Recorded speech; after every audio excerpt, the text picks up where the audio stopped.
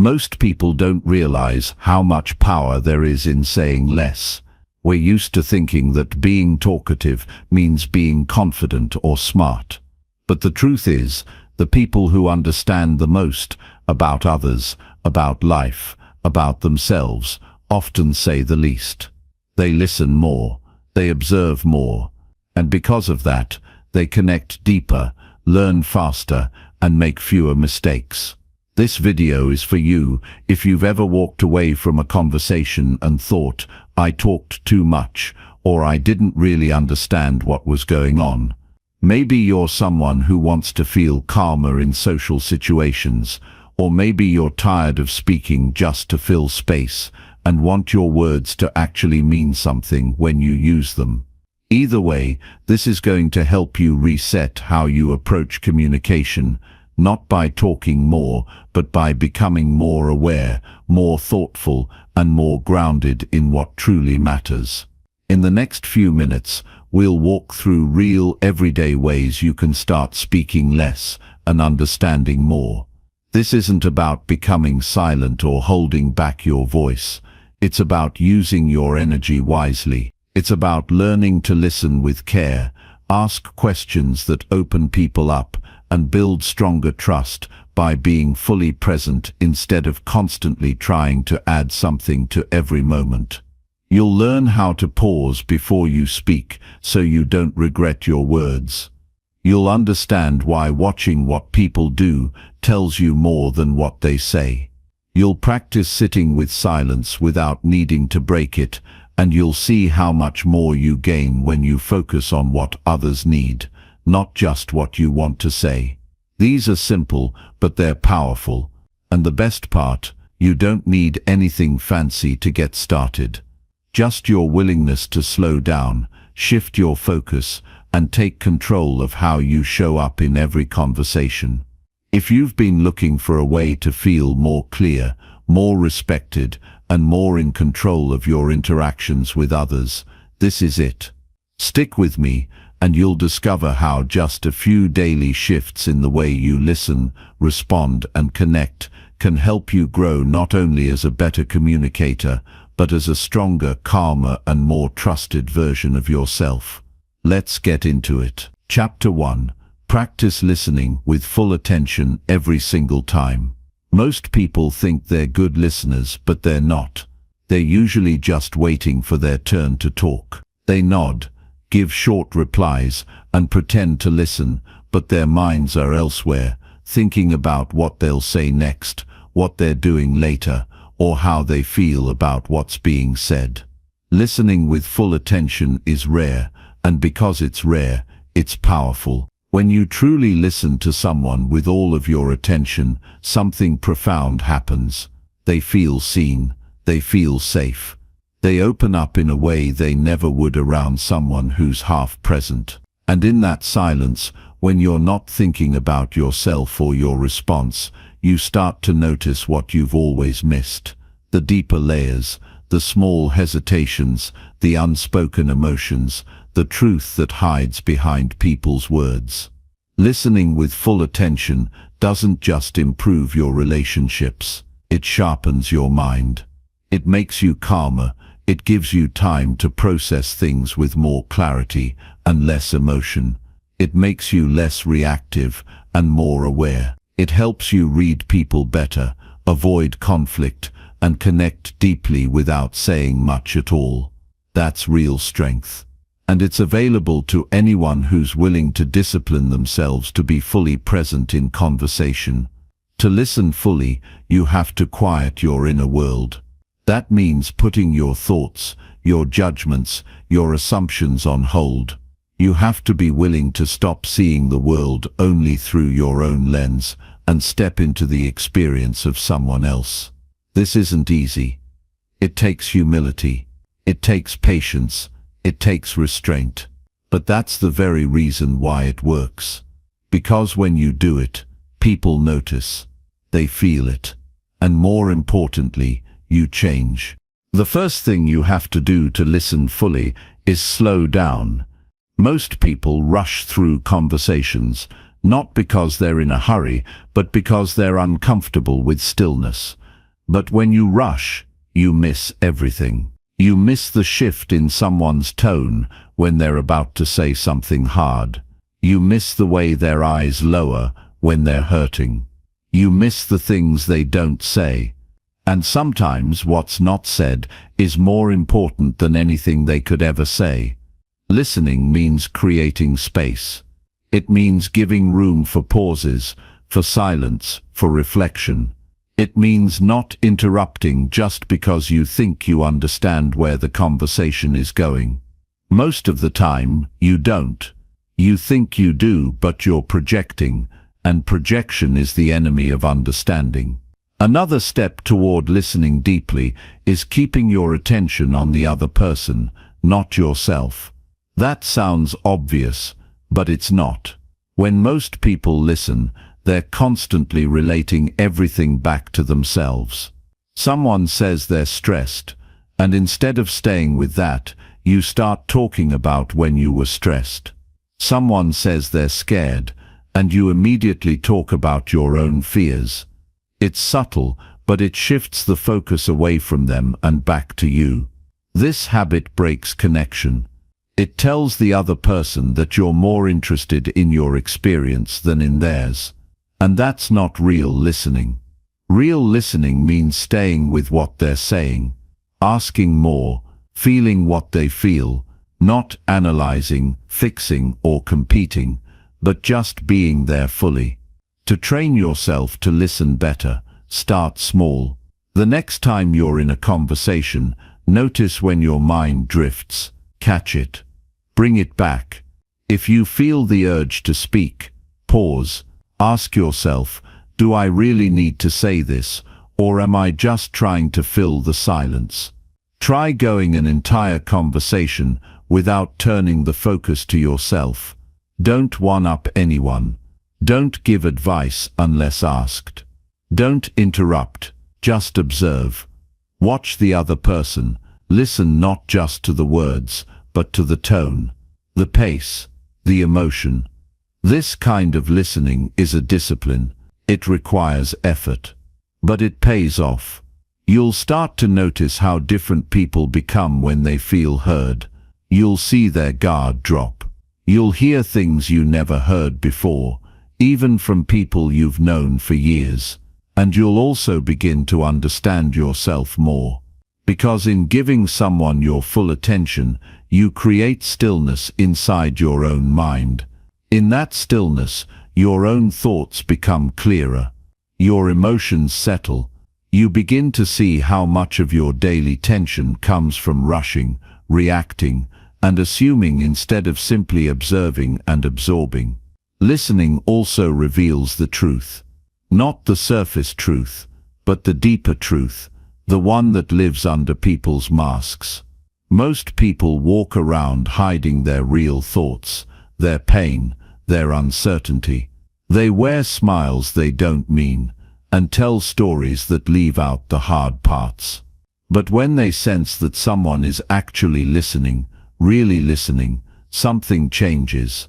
They soften, they stop performing, they drop their defenses, and in that moment, real connection happens.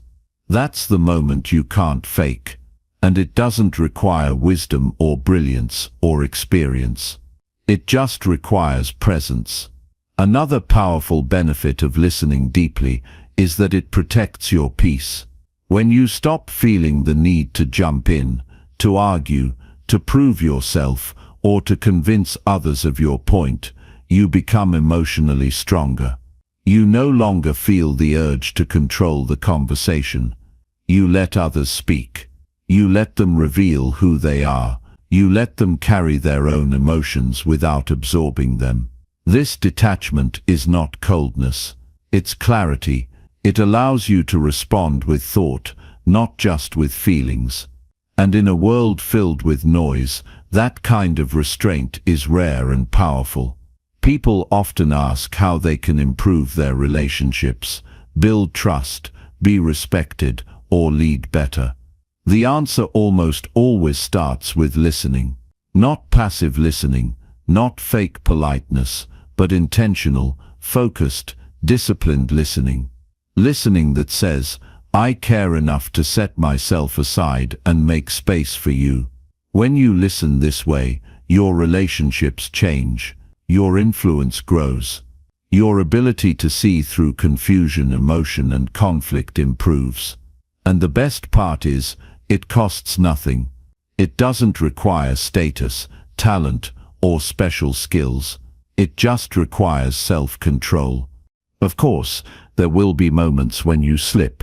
You'll interrupt. You'll space out. You'll talk too much. That's part of being human. But growth comes from noticing, from being honest with yourself, from asking, did I really listen today? If the answer is no, start again. Choose to do better next time. Little by little, you'll get better. Not perfect, but better. And that's what matters. A good practice is to take a few moments after each conversation and reflect, not in a critical way, but in a curious way. Ask yourself, what did I learn? What was really being said? Was there something I missed?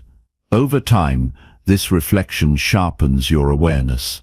It helps you see patterns in people's behavior and communication. It makes you more thoughtful in how you interact. And the more thoughtful you are, the less reactive you become. Listening is not passive. It's not about being quiet and nodding. It's active. It's alert. It's engaged. It demands effort. But that effort is what makes it meaningful. You have to fight the distractions, the mental noise, the ego. You have to choose to value understanding over being right. That's the difference between reacting and responding, between hearing and understanding. And the world doesn't need more people who talk. It needs more people who understand. You will also notice that the more you listen, the more you begin to notice what goes unsaid. You'll start to feel the energy behind people's words. You'll feel when someone is afraid. You'll hear the insecurity behind their confidence. You'll sense the sadness behind their smile. That's real communication. That's human connection. And it all starts with the simple act of paying attention. Not once in a while, not just when it's convenient, but every single time. One of the hardest parts of listening is learning not to judge. As soon as someone says something we disagree with, the mind starts to react. It labels, it evaluates, it prepares a rebuttal, but judgment blocks understanding. You can't judge someone and understand them at the same time. You have to be willing to hear people out, even if you don't agree. You have to listen to learn, not to argue. And that takes maturity. It takes strength. But the reward is worth it. You grow wiser. You become more balanced. You rise above the noise. Listening also teaches you patience. In a world of instant gratification, taking the time to really listen feels slow. But slow is where the truth lives. Slow is where growth happens. When you slow down, you notice more. You understand more. You react less. And the less you react, the more in control of yourself you become. That's real power, not control over others, but control over yourself. And listening is one of the best ways to build that power. You'll also find that the better you get at listening, the less you feel the need to prove yourself. You no longer seek validation through your words. You no longer try to win every conversation. You become confident in your silence. You realize that understanding others is often more important than being understood. And when people feel understood, they open up. They trust you. They respect you. That kind of connection can't be forced. It can only be earned through presence and patience. In daily life, you'll find endless opportunities to practice. The next time someone talks to you, whether it's a loved one, a colleague, or a stranger, make the decision to give them your full attention. Put your phone away. Make eye contact. Keep your mind from drifting. Don't interrupt. Don't finish their sentences, just be there. Even if the conversation is simple, the impact can be deep, because when someone feels heard, they feel valued. And people never forget how you made them feel. This habit will transform not only your relationships, but your own state of mind. You'll feel more calm, less anxious, more grounded, because you'll no longer be driven by the need to talk or be heard. You'll be driven by the desire to understand. That's what separates the wise from the loud, the quiet from the distracted. And it's a choice you can make every single day. There is something deeply human about wanting to be heard. It's a universal need, but you can only receive what you're willing to give. And if you give others your attention, your full, undivided, patient attention, you'll begin to receive something even more valuable than words. You'll receive trust, insight, respect, and real understanding. That's the quiet power of listening. It doesn't shout, it doesn't demand, it doesn't seek attention, but it changes everything. And it starts with one small, consistent decision: to be present, to stay curious, to stop talking and start paying attention. Every single time. Chapter 2. Ask thoughtful questions instead of giving quick answers. Most people rush to speak because they think their value lies in how quickly they can respond. They believe the faster they offer a solution, the smarter they appear. But in that rush to answer, they miss something important: understanding. Real understanding doesn't come from reacting. It comes from being curious, and curiosity doesn't show up as a fast reply. It shows up as a thoughtful question, the kind of question that makes someone stop and think, the kind that makes them feel you care enough to look deeper, because asking a thoughtful question is one of the most respectful things you can do for another person. It tells them you're not here to show off what you know, you're here to know them. In a conversation, your words either open someone up or shut them down. A quick answer can feel dismissive, even when you don't mean it that way. You might think you're being helpful by jumping in with advice or a solution, but if you don't understand the full story, your response misses the mark. When someone is sharing something difficult or uncertain, what they need most is not your opinion, it's your attention. And attention often takes the form of a question that slows the moment down, a question that says, "I want to understand more before I speak." That's where connection begins. This isn't about interrogating someone or trying to be clever. It's about being genuinely interested in their perspective. It's about letting go of your need to be right and choosing instead to be present. Because the truth is, most people don't even know exactly what they're feeling or thinking until someone helps them find it. A thoughtful question can be that guide. It can draw out emotions, clarify confusion, and help people say things they didn't know they needed to say. That's how questions become tools for growth, not just for others, but for you too. Asking better questions also trains your mind to slow down and listen without judgment. It helps you resist the urge to react based on your assumptions. When you ask before you speak, you give yourself time to process what's really being said, not just what you think is being said. This pause protects you from misunderstanding and gives your response more weight when you finally do speak. People trust those who take the time to understand before they advise. That trust can't be forced. It's earned one thoughtful question at a time. There's another benefit to asking questions instead of rushing to answer. You learn more.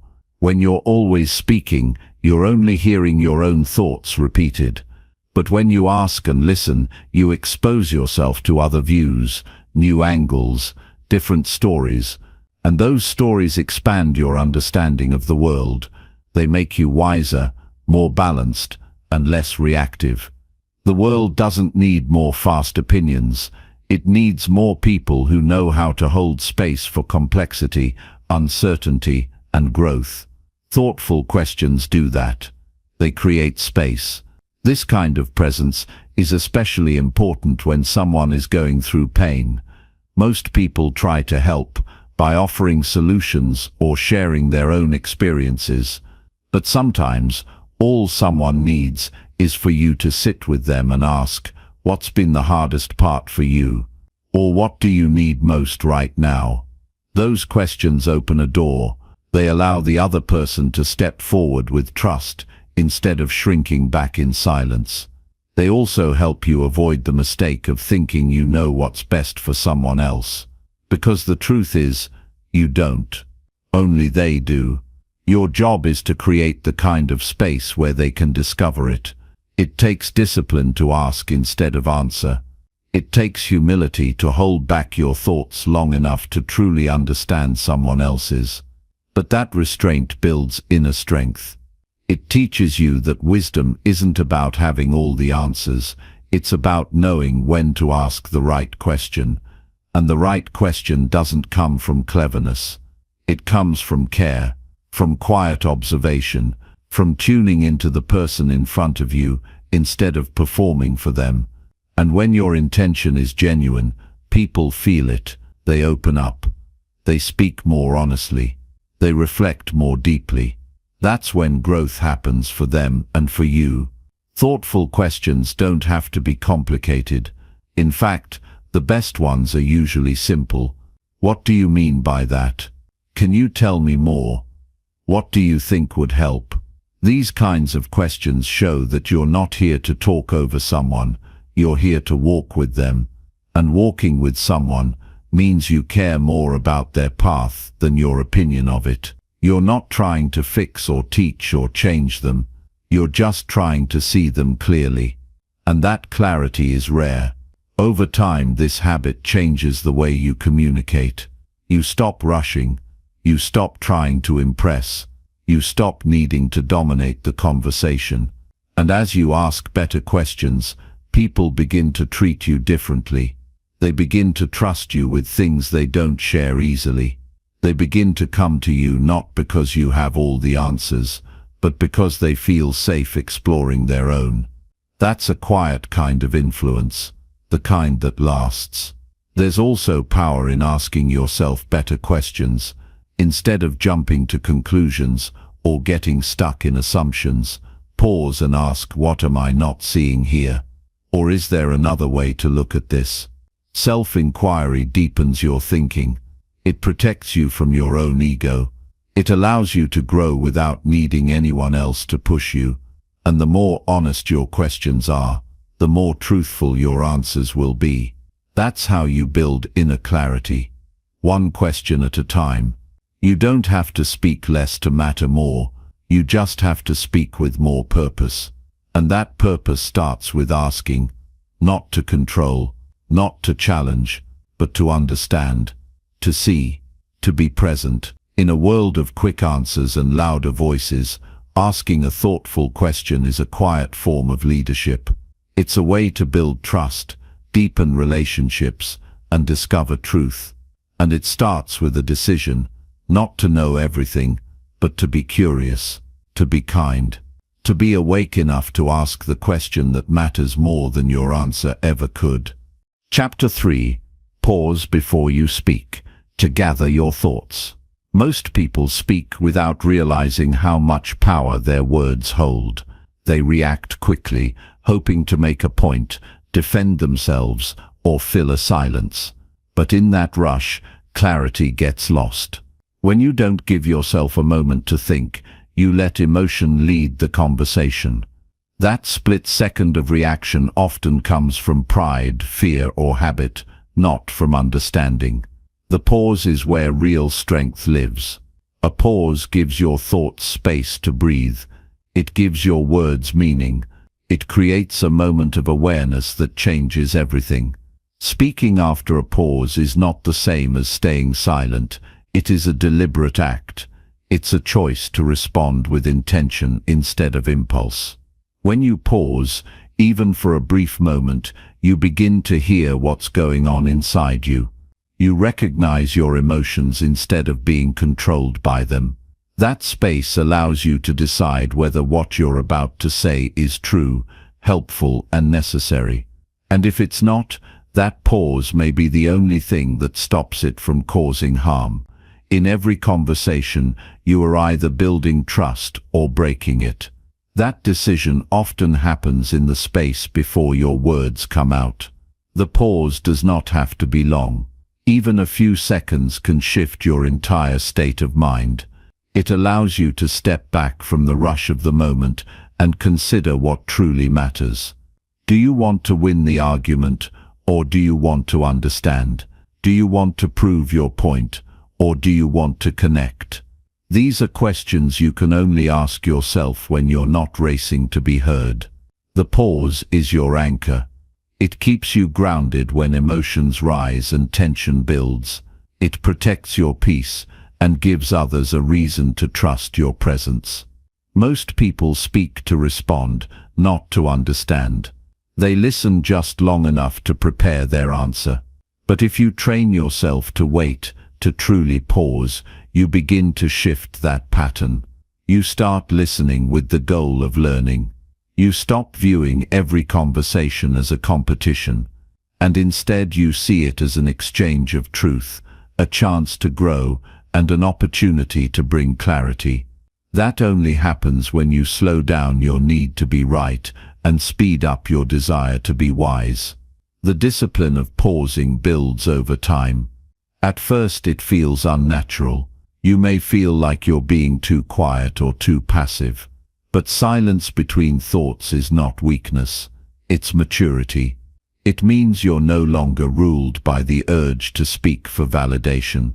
You've stepped into the role of someone who values depth over speed. You understand that being heard isn't the same as being effective, and you don't need to prove anything in every conversation because your calm speaks louder than your words ever could. There is also a deeper confidence that comes from pausing. When you give yourself time to gather your thoughts, you speak with clarity. You sound like someone who thinks before they act. That tone carries weight. People listen more closely to someone who speaks with calm, measured intent. They sense you are not easily swayed. You are not reactionary. You don't crumble under pressure. And that kind of presence is magnetic. It shows others that you respect both yourself and the moment you're in. That respect sets the tone for deeper and more meaningful exchanges. Pausing is especially important in difficult conversations. When emotions are high, the first words that come to mind are often the least helpful. Anger, frustration, or insecurity try to take over. But if you can pause, even briefly, you interrupt the pattern. You prevent yourself from saying something you'll regret. You give yourself a chance to choose dignity over drama. In that moment, you reclaim your control. You stop letting the situation dictate your behavior and start responding from a place of self-awareness. Learning to pause also helps you recognize when not to speak at all. Not every situation requires your voice. Sometimes your presence, your understanding, or your patience is enough. Speaking less doesn't mean you lack wisdom. It means you have enough of it to know when words are unnecessary. That kind of restraint requires strength, and the stronger you become internally, the less you need to assert yourself outwardly. You no longer feel pressured to fill every silence. You understand that the right words at the right time carry more value than constant talking. Pausing also deepens your relationship with yourself. It teaches you to notice your own patterns, your emotional triggers, your assumptions. Every time you take a breath before responding, you get a clearer picture of your internal state. You begin to ask, why do I feel the need to say this? Or what am I trying to protect or prove right now? These reflections lead to growth. They help you refine your communication, not by learning clever techniques, but by learning how to be more honest and more present. This habit transforms your daily life. In conversations with friends, family, co-workers, even strangers, that brief pause helps you align with who you want to be. It gives you a moment to ask yourself, is what I'm about to say in line with my values? If it's not, you stay silent or you speak differently. You don't waste energy correcting things later because you've already taken the time to get it right the first time. Over time, this builds integrity. People begin to see you as someone who speaks with purpose. Your words carry weight, not because you say more, but because you say less and mean it. The pause isn't about hesitation or fear, it's about power and clarity. It shows you are thoughtful, intentional, and focused. It also signals that you are not easily provoked, that you don't crumble when things get uncomfortable. You hold space for complexity, you make room for reflection, and in that space you find wisdom most people miss. You become someone who doesn't just react to life, but responds with care and strength. You don't need a script to become better at this. You only need to practice. The next time you feel the urge to reply quickly, stop, count to 3, breathe, then ask yourself, what am I really trying to say? And is now the right time to say it? Those few seconds can change everything. They can protect your peace, your relationships, and your sense of direction. This isn't just about talking less, it's about living with more awareness. When you pause before you speak, you don't just change the moment, you change your future. You make every word count. You become someone who doesn't waste breath, who doesn't feed arguments, who doesn't need to rush. You become someone people listen to, not out of fear or habit, but out of respect, because they know when you speak, it matters. And that kind of influence isn't loud, it's earned, one thoughtful pause at a time. Chapter 4. Watch people's behavior more than their words. Most people believe what they hear because words are easy to understand, but they often miss the truth that is being told through behavior. Words can be planned, polished, and even manipulated, but behavior reveals what is real. What someone says can be based on what they think you want to hear, but how they act shows who they are when they believe no one is watching.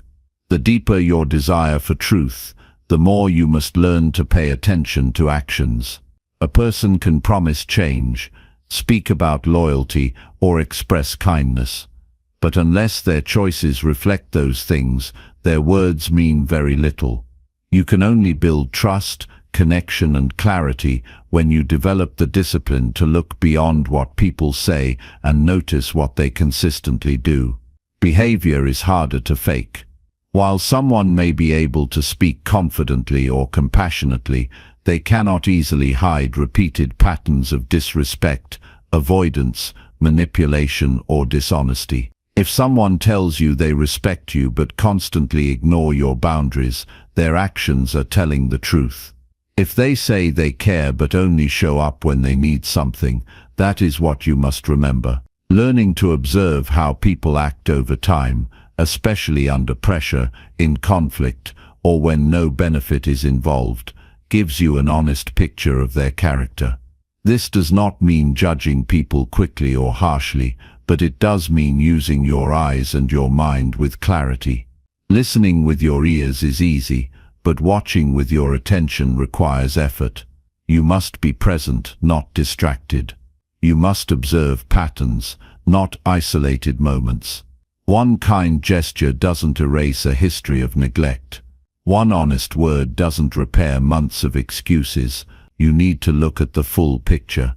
The way someone treats those they don't need tells you more than how they treat those they want to impress. The way they speak when frustrated matters more than the words they use when everything is calm. If you watch long enough, people reveal everything. This kind of awareness protects your energy. It helps you stop investing in people who only offer empty promises. It shows you who is safe, who is consistent, and who deserves your trust. It also teaches you patience. You don't rush to believe or react. You give time the space to speak. Time reveals truth that words cannot. When you no longer rely only on conversations and instead begin to trust what your eyes and your intuition are telling you, your relationships change. You stop being surprised by broken trust or disappointment because you've learned to read the signals early. People often show their values not by what they claim, but by what they prioritize. If someone constantly puts their needs above others, avoids accountability, or disappears when things get hard, they are speaking through behavior. If someone keeps showing up, follows through on their word, or treats others with fairness even when it's inconvenient, they are telling you who they are through action. When you learn to see this, you no longer need explanations. You no longer chase clarity. The truth stands in front of you, even if it's unspoken. This habit of watching instead of assuming helps you create boundaries that are based on reality. You no longer give repeated chances based on hope. You no longer excuse bad behavior just because the person had the right words. You become more loyal to your peace than to false potential. This shift is not about becoming cold, it's about becoming wise. It's about protecting your time, energy, and heart from patterns that have already proven themselves. Watching behavior also sharpens your awareness of your own actions. When you start paying attention to how others act, you begin noticing how you move through the world. You ask yourself if your behavior is aligned with your values. You check if you are someone who keeps promises, respects boundaries, shows up fully, and honors others with your presence. You begin holding yourself to the same standard you expect from others, and in doing so you become more grounded, more honest, and more consistent. You learn to detach from charm. Someone might have the right tone, the perfect timing, and even the language that sounds wise. But wisdom is never in the words alone. It lives in repetition, in effort, in the quiet moments where no audience exists. The more you see that, the less you are influenced by appearance. You become someone who listens with your attention, observes with calm, and waits for the truth to reveal itself. You no longer rush to judge, but also refuse to ignore what is clearly being shown. This mindset helps you in every area of life. In work, you understand who truly delivers results, instead of just talking about plans. In friendships, you recognize who reaches out from genuine care instead of convenience. In love, you see who invests, who chooses you daily, and who keeps showing up through both joy and difficulty. You become someone who values action over explanation, effort over excuses, and honesty over empty charm. You don't confront every contradiction. Sometimes the most powerful response is quiet distance. You no longer argue about behavior that already speaks for itself. You no longer ask for clarity from someone who has already shown confusion through their choices. You learn to let people reveal themselves without interference. You give them the space to be who they are, and you accept that truth without resistance. When you start living with this level of observation, your relationships become more peaceful. You stop trying to change people through words. You allow their actions to do the work. You protect your standards by aligning your trust with behavior, not intention. You stop over-explaining your worth, and instead wait to see who naturally respects it. You hold your peace, even when tempted to respond, because you know that truth is shown in time, not in arguments. This discipline changes your conversations too. You ask better questions. You listen more closely. You observe how people respond when challenged, or when they don't get what they want. You notice how they treat others, how they handle stress, and how they react to discomfort. These moments tell you everything. You learn more from how someone acts when they're not in control than when everything is going their way. By focusing on behavior, you also become more grounded in reality. You let go of fantasy. You stop creating stories about people based on your hopes or their potential. You see what is not what you wish it was. That clarity may feel painful at times, but it is far more freeing than holding on to a version of someone that doesn't truly exist. You no longer try to fix people who don't want to grow. You respect yourself enough to walk away from patterns that hurt you, no matter how well those patterns are explained. There is great peace in accepting what someone's actions have already shown you. It allows you to stop questioning yourself. You no longer feel confused or anxious because you've learned to read what's real. You stop needing constant reassurance from others and instead build confidence in your ability to see clearly. That clarity becomes your compass. It leads you toward healthier relationships, stronger boundaries, and a deeper sense of emotional stability. When you live this way, you inspire others to live with more integrity too. Your example becomes a quiet guide. You raise the standard simply by observing the truth and refusing to settle for less. You teach through your calm, your patience, and your ability to walk away from noise. In a world full of voices, you choose to see more and say less. And that choice creates a life rooted in peace, respect, and undeniable truth. Chapter 5. Learn to sit in silence without feeling discomfort. Silence often feels like a gap that must be filled, a space too heavy to leave untouched. People rush to speak, to fill the room, to escape the stillness that exposes what's underneath. But the truth is, silence isn't empty. It's where everything real begins. In silence, distractions fall away, and you meet yourself fully. You hear the thoughts that get drowned out in noise.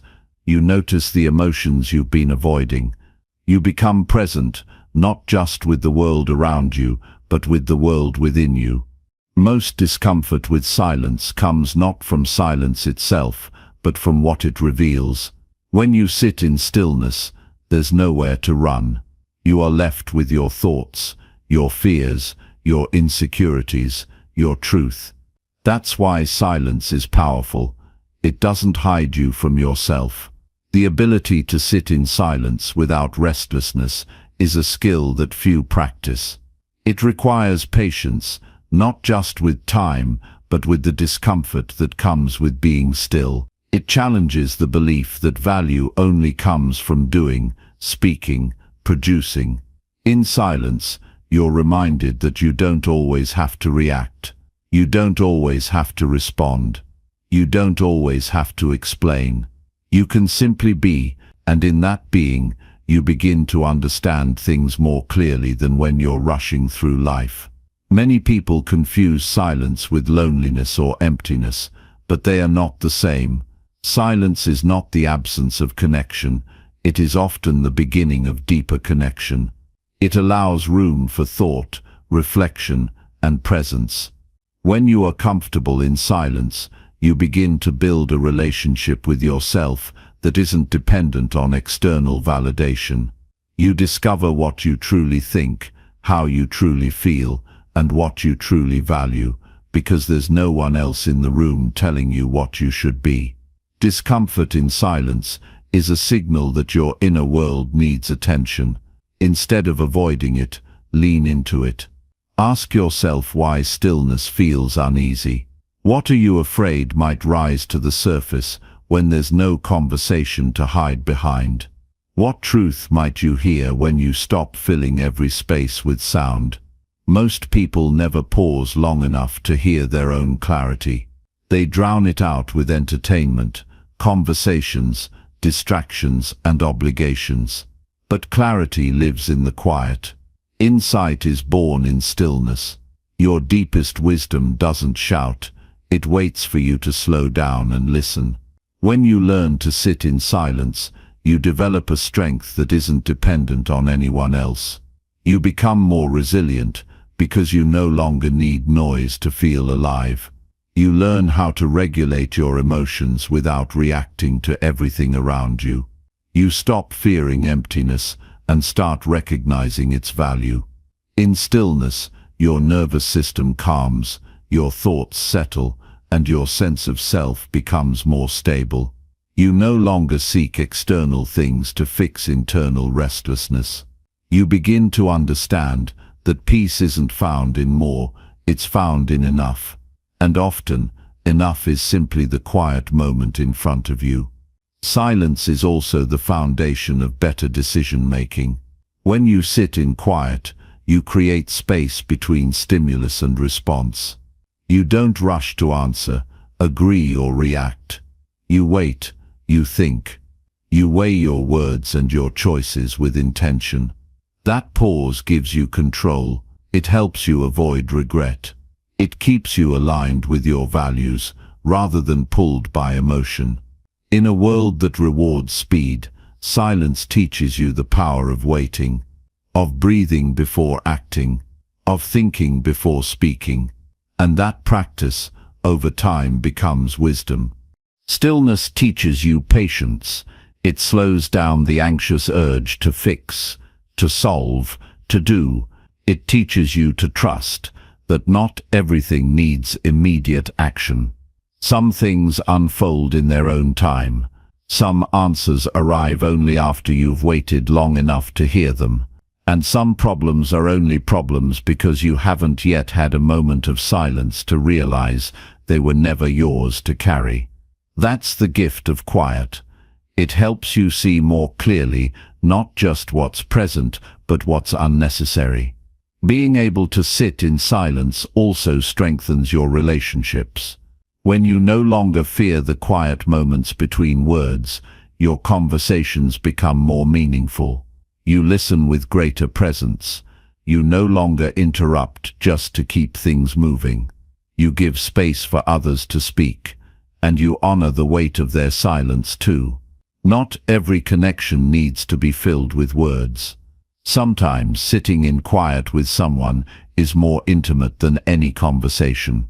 It says, "I am here, I am present, I am not rushing to escape this moment." Learning to embrace silence is also a way to develop emotional mastery. When you allow yourself to feel what arises in stillness, whether it's sadness, anxiety, joy, or peace, you teach yourself that you don't have to run from discomfort. You can sit with it, you can breathe through it, you can witness it without being overwhelmed by it. And in doing so, you begin to heal parts of yourself that have long been ignored. You stop needing constant distraction to avoid your pain. You begin facing it with courage. It doesn't require hours of meditation or isolation to develop this skill. It starts with small moments. A few minutes in the morning without your phone, a walk without headphones, a pause before you speak, a quiet evening without background noise. Each of these moments builds your tolerance for stillness. Each one reminds you that silence is not an enemy, it is a guide. The more you practice, the more comfortable it becomes. And the more comfortable you become, the more power you hold. You start noticing things you once overlooked. The tone of your own thoughts, the weight of your own breath, the pull of your own attention. You begin reclaiming pieces of yourself that were scattered in constant busyness.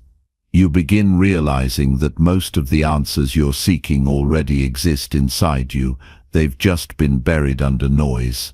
Eventually, silence becomes something you seek out, not something you avoid. It becomes a form of self-care, a daily return to balance, a reminder that you are not defined by how much you do or say, but by how deeply you understand yourself. You begin protecting your quiet time with the same importance you give to your responsibilities. Because you know now that silence is not nothing, it is where everything essential begins. You realize that those who fear silence often fear themselves. But when you make peace with stillness, you stop needing approval. You stop over-explaining. You stop performing. You simply exist. Fully, calmly, truthfully. And in that space your self-worth deepens, not because someone told you who you are, but because you finally had the space to discover it yourself. That's the real power of sitting in silence without discomfort. It teaches you who you are, without needing anyone else to tell you. It brings you home to yourself. Chapter 6. Focus on what others need, not what you want. Most conversations drift toward what we want to say, what we hope to gain, what we think others should understand. But meaningful connection is not built on self-focus. It's built on the ability to recognize what the person in front of you truly needs. That's where presence begins, not with how clever you sound, but with how deeply you pay attention to what matters to them. This shift from "what do I want from this" to "what do they need right now" changes everything. It transforms shallow interaction into something useful, generous, and lasting. When you speak only from your own perspective, your words often miss the moment. They may be right, but they don't land.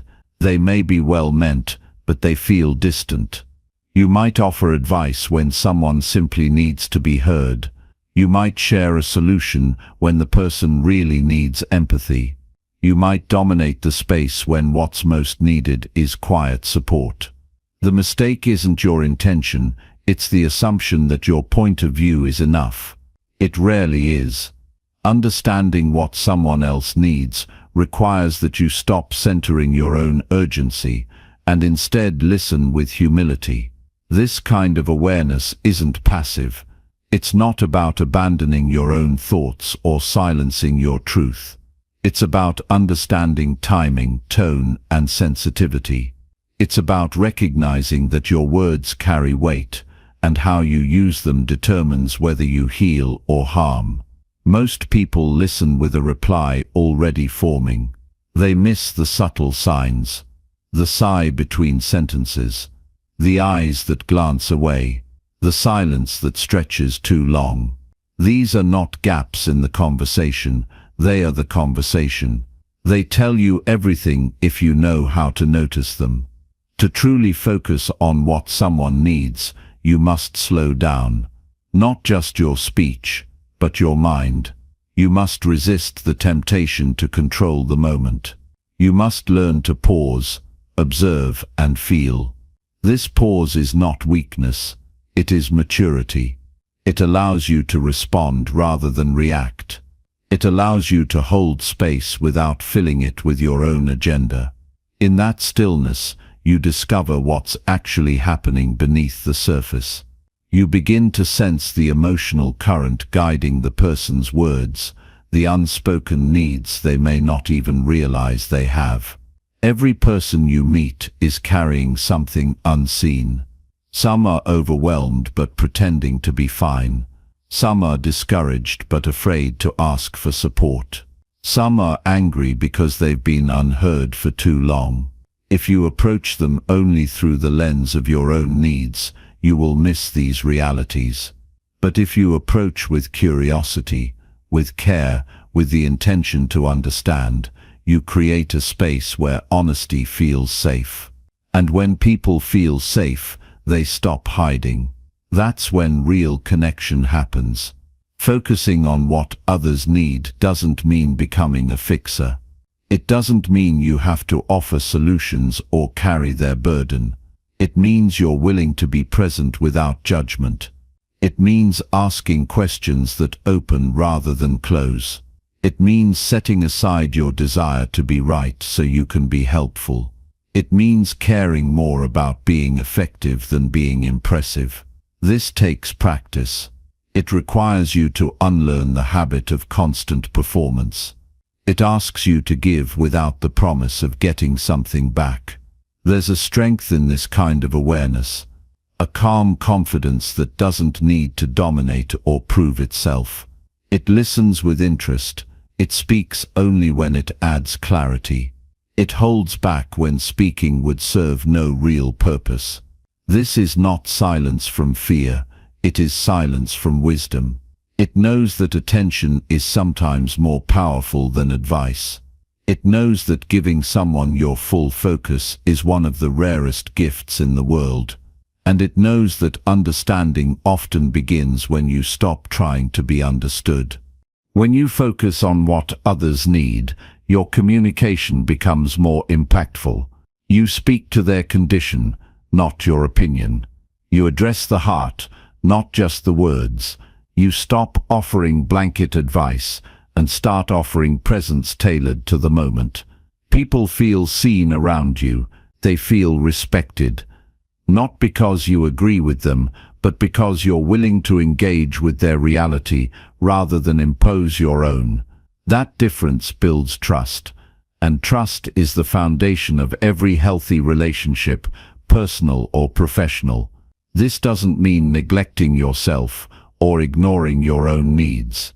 On the contrary, it means developing enough self-awareness that you no longer depend on every interaction to affirm you. It means you've done enough internal work to set your ego aside when someone else is vulnerable. It means you recognize that being helpful isn't about being the loudest or smartest person in the room. It's about being attuned. It's about adjusting your presence to meet someone where they are, not where you want them to be. The discipline of focusing on others begins with listening for what's not being said. Noticing the tension in someone's shoulders, recognizing the change in their voice, asking how someone is, and actually caring about the answer. These are small acts, but they open doors that performance never will. They show people that you're not just waiting for your turn to speak. You're paying attention. You're present with their reality, not just performing your own. This mindset carries over into leadership, into friendship, into family.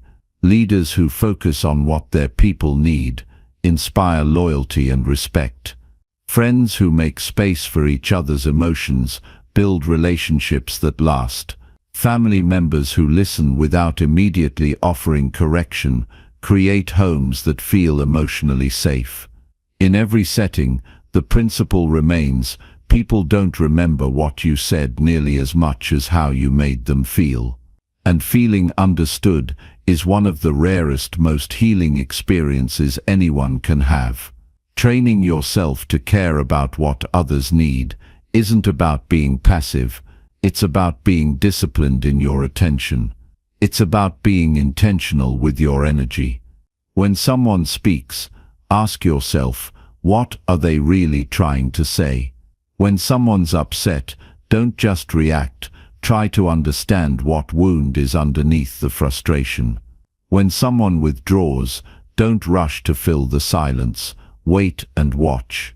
This kind of thoughtful presence builds emotional intelligence. It teaches you how to hold space for complexity without needing to resolve everything instantly. There is power in quiet observation, in humility, in choosing depth over dominance, in asking, what do you need from me right now, instead of assuming you already know. That simple shift changes the emotional climate of every room you walk into. You become someone people trust, someone they feel calm around, someone who doesn't just hear their words but understands their world. And in a society flooded with noise, that kind of presence is rare and unforgettable. Chapter 7. Remove distractions and be fully present with people. The moments that matter are not always loud or dramatic. Most often, they are quiet, unannounced, and easy to miss. They live in the pauses between words, in the glance that asks for reassurance, in the slight change of someone's tone that reveals they need your attention. But when your mind is scattered, when your eyes are pulled toward screens, when you're halfway in and halfway out of the conversation, those moments pass unnoticed. Presence is not just about being there physically. It's about removing the mental clutter that keeps you from truly seeing the person in front of you. People can feel when you're not really with them. They hear it in the mechanical way you respond. They see it in your darting eyes, in the way your hand stays too close to your phone, in the lack of curiosity behind your questions. You may be nodding, but your mind is somewhere else. And over time, they stop opening up. They stop trusting you with the vulnerable parts of themselves. Not because you were cruel, but because you were distracted. And distraction, even unintentional, can feel like rejection. To be fully present, you have to make a deliberate decision to remove what doesn't belong in the moment. Not just physically, but mentally. That means silencing your devices. Yes, but more importantly, it means quieting the part of you that wants to rush ahead. The part of you that's already planning your response. The part that's thinking about your next obligation. You can't fake presence. It's something people feel. It's the depth of your attention. It's the way you hold their words, as if they're the only thing that matters. You can't expect to build trust or intimacy with anyone if you only ever give them fragments of your attention. Half listening might get you through casual conversations, but it will never create connection.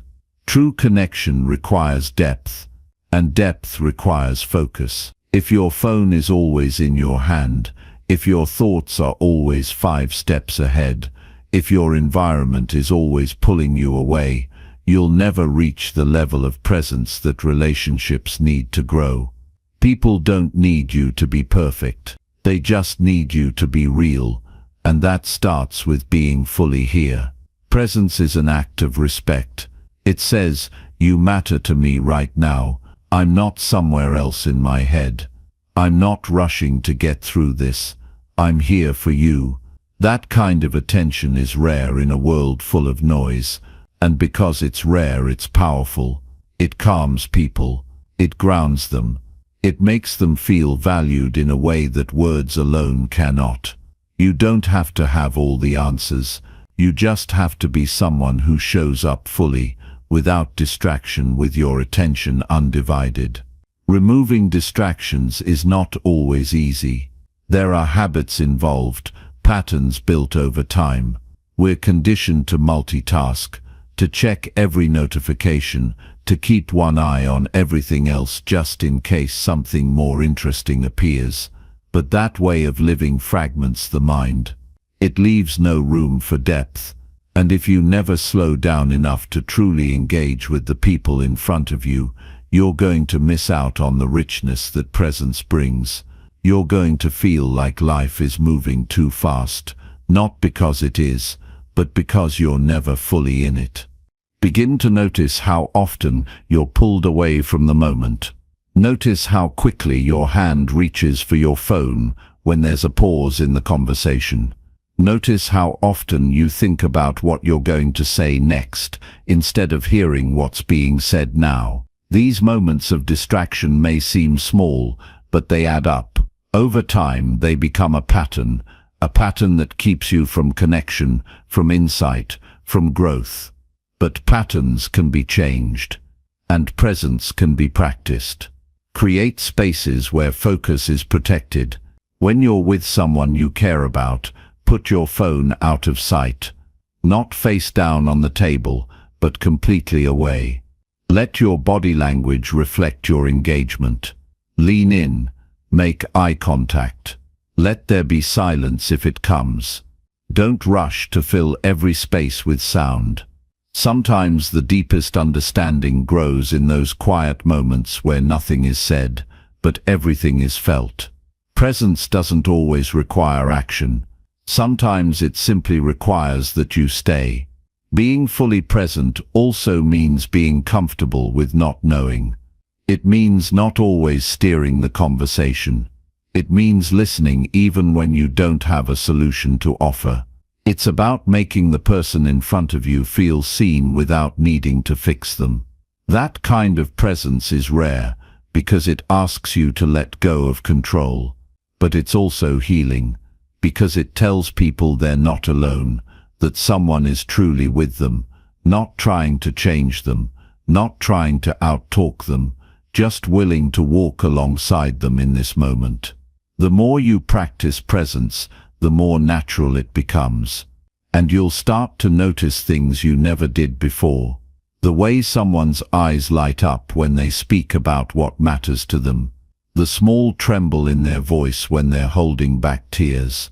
The quiet relief that washes over them when they realize you're actually listening. These things don't reveal themselves to those who rush. They unfold in the stillness, in the space created by undivided attention. Presence is not only a gift to others, it's also a gift to yourself. When you strip away distractions, you begin to feel the fullness of life again. You taste your food more deeply. You remember the details of your conversations. You stop feeling like life is slipping through your fingers. The habit of distraction may feel normal, but it dulls the experience of living. Presence sharpens it. It returns you to what's real. It brings clarity. And with clarity comes peace. There is no deep relationship without presence. There is no real leadership, no lasting influence, without the ability to focus fully on the person in front of you. You don't need to be everywhere. You just need to be here, now, with who you're with. That discipline alone will transform the quality of your connections. People are starving for attention in a world that never stops shouting. Be the person who listens. Be the one who puts the phone away. Be the one who doesn't flinch when silence stretches. That kind of presence will speak louder than anything you could say. Chapter 8. Reflect on conversations to find what you missed. Conversations are more than exchanges of words. They're mirrors, maps, and signals all at once. But in the rush of daily life, it's easy to miss what was truly said. The truth of a moment rarely arrives in its most obvious form. It comes quietly, tucked between pauses, gestures, and shifts in tone. You might walk away from a conversation thinking it was routine, nothing significant, only to realize hours later there was something deeper beneath the surface, something you didn't catch in real time. That's why reflection matters.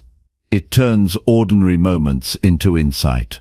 It helps you recognize what slipped past your attention while you were focused on speaking, reacting, or simply keeping the exchange moving. When you take time to think about what was said, you start to understand what was really meant. You begin to pick up on the hesitation that didn't match the words. You remember the slight tremble in their voice when they changed the subject. You recall how someone's expression fell for just a second after you responded too quickly. These aren't dramatic things. They're quiet signals, often buried beneath the noise of conversation, easy to overlook, unless you go back and revisit them in your mind. This kind of reflection is not about obsessing or replaying every interaction out of insecurity. It's about being curious. It's about respecting communication enough to give it a second look. It's asking yourself, did I really understand what they were trying to say? It's wondering whether you missed a chance to be kinder, to listen more closely, to notice what was unsaid. It's not about regret, it's about growth. It's about becoming someone who doesn't just go through conversations, but grows through them. Often the most important parts of a dialogue aren't spoken with words. They show up in the timing, in the patterns, in the things people avoid saying. If you're only listening to what's loudest, you'll miss what's most meaningful. But when you reflect, you give your mind the chance to revisit and reinterpret. Something that seemed unimportant in the moment may reveal itself as a clue later on, a sign of someone's emotional state, a request for help wrapped in casual language, or even a quiet boundary being drawn. Sometimes when you look back at a conversation, you realize you didn't really listen. Maybe you were distracted, focused on your own response, or caught up in your own assumptions. In those moments of reflection, you see how you could have responded differently, not out of guilt, but from a desire to be more present next time. It's not about correcting the past, it's about preparing yourself to show up more intentionally in the future. You might also notice how often people repeat themselves, not because they're forgetful, but because they don't feel heard. When you reflect, you begin to catch these patterns. You see how someone keeps returning to a topic, hoping you'll finally understand. You recognize when someone says something for the third time in a different way, trying to make it clearer, trying to be received. That realization gives you the opportunity to circle back, to reach out and say, "I think I missed something earlier. Can we talk about that again?" That one moment of humility can rebuild bridges that were starting to erode. Reflection also teaches you about yourself. You start to recognize your habits. Maybe you interrupt more than you thought. Maybe you rush to give advice when someone just wanted empathy. Maybe you avoid certain topics because they make you uncomfortable, even when the other person needs you to go there with them. These are not flaws, they're blind spots. And blind spots only become visible when you pause long enough to notice what you've been overlooking.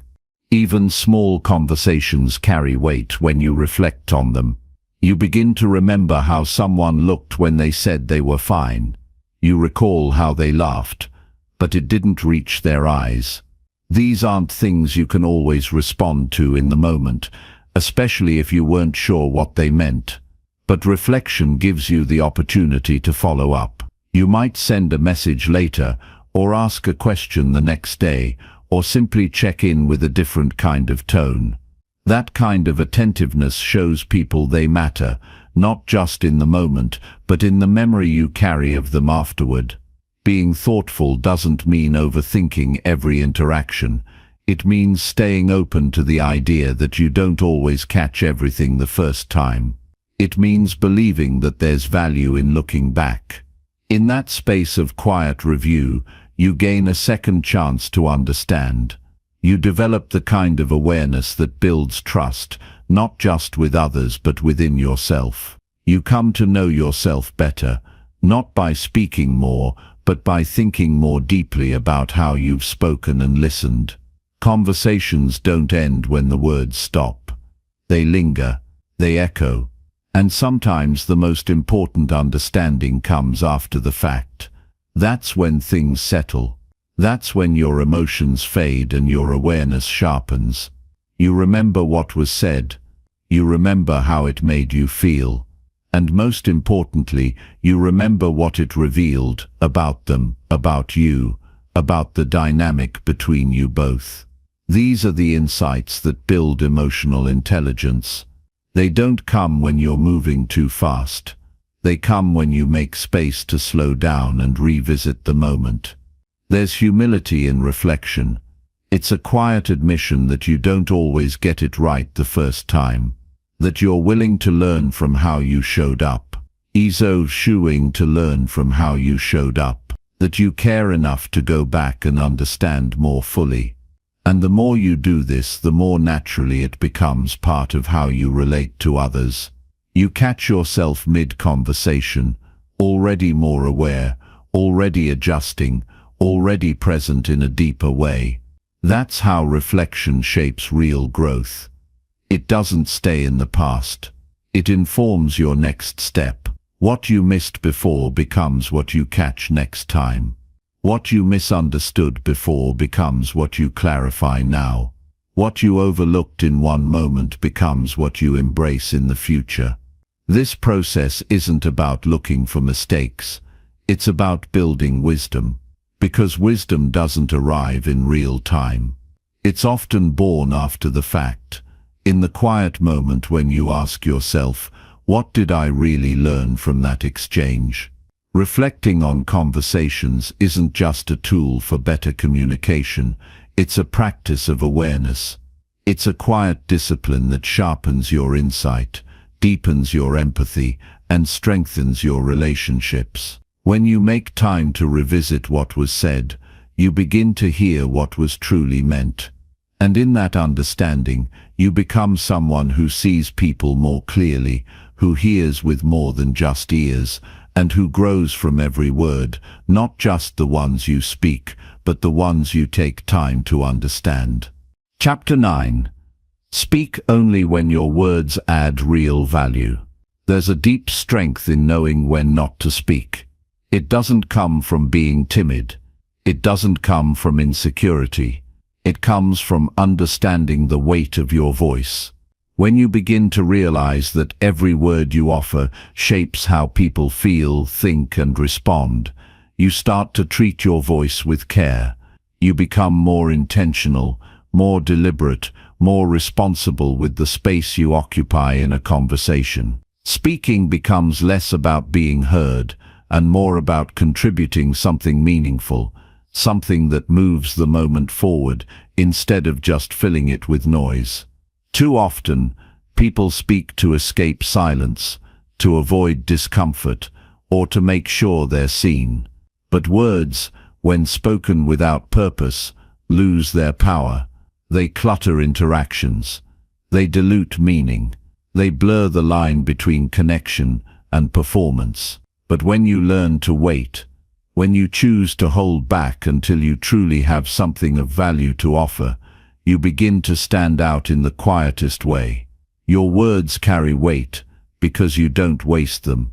You don't speak to dominate, impress, or control. You speak because there's something that matters more than the act of speaking itself. There's a difference between filling a gap and adding meaning.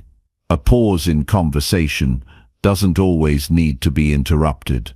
Not every silence is a sign that something's wrong.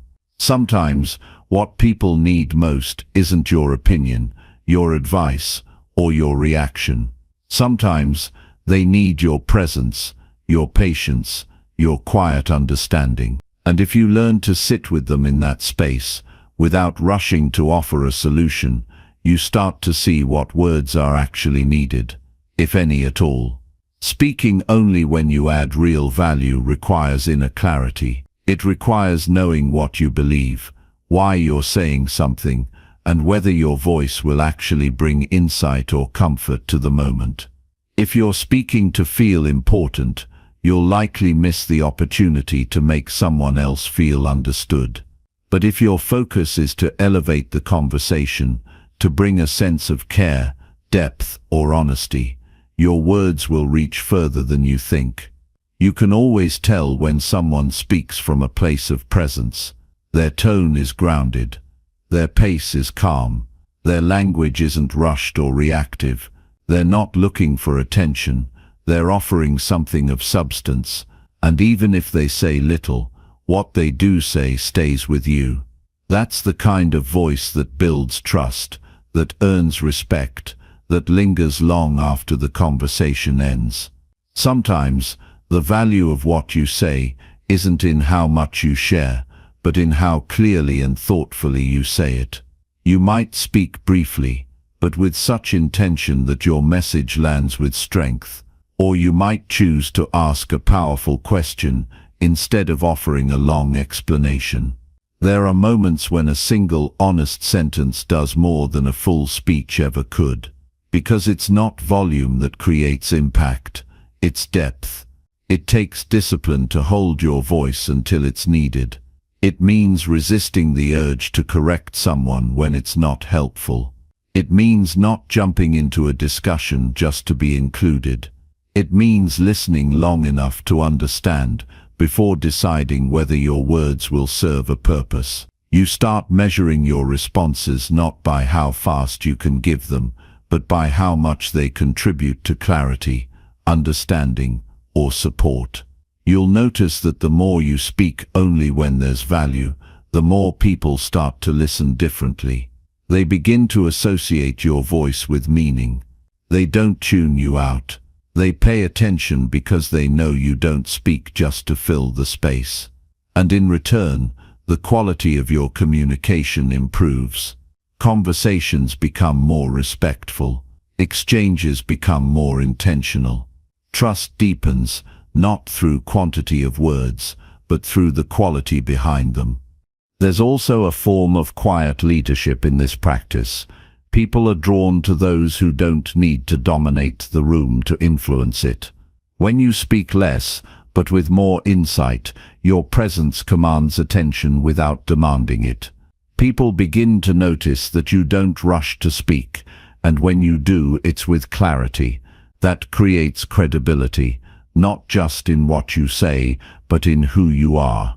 Of course, this doesn't mean staying silent forever or never expressing yourself. It's not about withholding truth or suppressing your thoughts. It's about discernment. It's about asking yourself, does what I'm about to say help? Does it bring light to this moment? Will it lift the conversation or just shift attention to me? If the answer is yes, then speak with confidence. But if the answer is no, then holding your tongue is not a sign of weakness.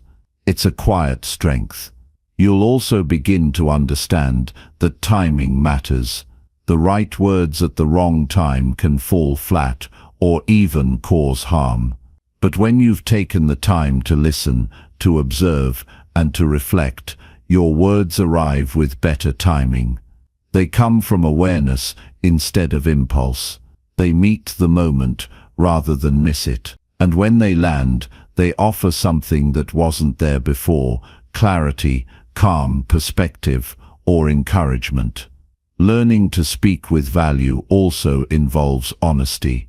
Sometimes the most valuable thing you can say is something simple and direct that others might avoid. It may not always be what someone wants to hear, but if it's delivered with kindness and clarity, it can make a real difference. This is especially true when everyone else is saying what's easy or popular. Speaking truthfully, but not harshly, can offer a kind of grounding that others will quietly appreciate, even if they don't express it in the moment. There will also be times when the value of your words lies in your ability to bring people together, to name what others feel but haven't yet said, or to offer hope when things feel uncertain. That kind of speaking doesn't come from trying to impress. It comes from caring enough to pay attention and waiting long enough to speak from a deeper place. You don't need to constantly explain yourself to be understood. You don't have to talk more to be valued. Sometimes the most memorable people are the ones who speak less but offer more with each word. They don't waste time with noise. They use their voice when it matters most, and that's what makes people listen. In a world full of endless conversation, the ones who bring quiet meaning become the voices that rise above the rest, not through volume, not through repetition, but through intention, precision, and purpose. You can choose to be one of those voices, not by speaking constantly, but by speaking consciously, not by trying to be the loudest, but by choosing to speak only when your words truly offer something worth hearing. Chapter 10. Build deep trust by understanding, not by talking more. Trust is not something that grows from the quantity of words exchanged. It is cultivated through the quality of understanding shared between people. Many believe that speaking more, explaining, convincing, and justifying is the way to build trust, but the truth lies deeper. Trust is a quiet force born in the spaces where listening, empathy, and genuine comprehension take precedence over talking. It is the fruit of connection rooted in awareness, not noise. To build trust, you must first commit to truly understanding the other person. This means stepping beyond your own perspective and assumptions. It means setting aside your need to respond immediately or to be right. Instead, The goal shifts to absorbing what is truly being communicated, not just with words but with silence, gestures, and emotions. This kind of understanding demands humility. It requires admitting that you do not have all the answers and that your role is to receive what is offered with care and attention. When you listen with this depth, the other person feels seen and valued. They recognize that you're not merely waiting for your turn to speak, but that you're engaged on a level that transcends surface conversation. This recognition forms the bedrock of trust. People instinctively trust those who don't rush to judge or correct, but who instead create a space where their truth can be heard without interruption or dismissal. The act of understanding involves patience. It is rarely immediate. Sometimes it means sitting with discomfort, unanswered questions, or unclear emotions until clarity emerges. This patience signals to others that you respect the pace of their process. You're willing to walk alongside them without pushing or pulling. That steady presence, free from pressure or demand, nurtures trust more effectively than any flood of words. Building trust through understanding also means refraining from filling every silence. There is power in quietness. Often, when people pause, it's because they are processing, gathering courage, or deciding how much to reveal. When you allow space without forcing conversation, you communicate acceptance. You say, "I'm here, and I'm willing to wait." This silent support can be more affirming than 1,000 spoken reassurances. An essential part of this process is recognizing the limits of your knowledge and control. Trust grows in an atmosphere where people feel safe, not because everything is controlled or explained, but because they are met with genuine openness. It means being comfortable with not having to fix things immediately or solve every problem with words. Your role becomes one of steady support rather than relentless solution finding.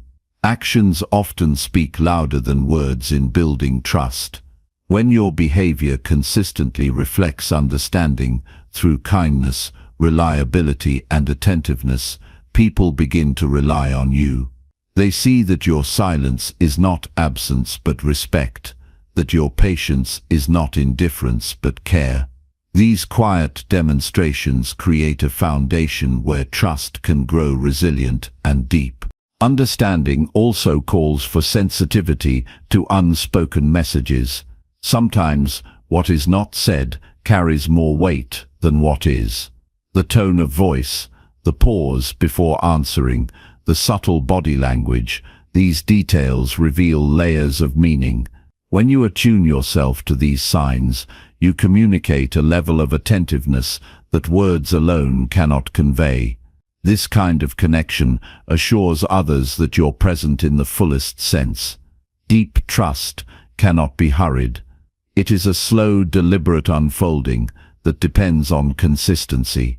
Occasional words of reassurance mean little if they aren't matched by ongoing understanding and presence. Trust accumulates through small, repeated moments where you prioritize connection over conversation. It's the patient daily practice of showing up, listening well, and honoring what is shared. There is also a profound strength in embracing silence as part of trust building. When you resist the urge to dominate a conversation or to fill it with explanations, you give trust room to breathe. Silence allows for reflection and mutual respect. It gives people space to feel safe in their vulnerability, knowing they won't be overwhelmed or dismissed by your need to talk. In relationships, the temptation is often to fix issues by talking more, but true resolution comes from understanding the root, not merely the symptoms. When you slow down and listen deeply, you uncover what matters most to the other person. This insight enables you to respond thoughtfully, not reactively. Your responses become bridges, not barriers. Ultimately, trust is a gift given in response to presence.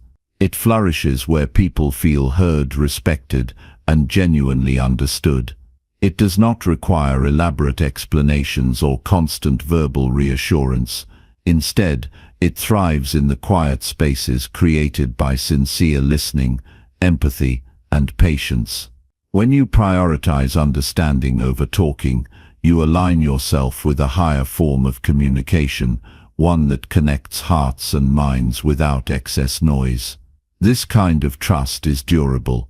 It withstands challenges because it is founded on truth and respect, not on superficial words. Choosing to build trust through understanding requires a shift in mindset. It means valuing silence as much as speech, depth as much as volume, and connection as much as expression. It is a daily discipline that transforms not only your relationships, but your own character. By mastering this, you become a person whose presence alone invites confidence, openness, and loyalty. This journey toward deep trust asks for courage and self-control. It asks you to release the need to always have the last word or to always be heard. Instead, it invites you to become a guardian of meaningful connection, someone who speaks not to fill space but to deepen it. In the end, the power of trust lies not in what you say, but in how well you understand and in how faithfully you show up to listen with your whole being.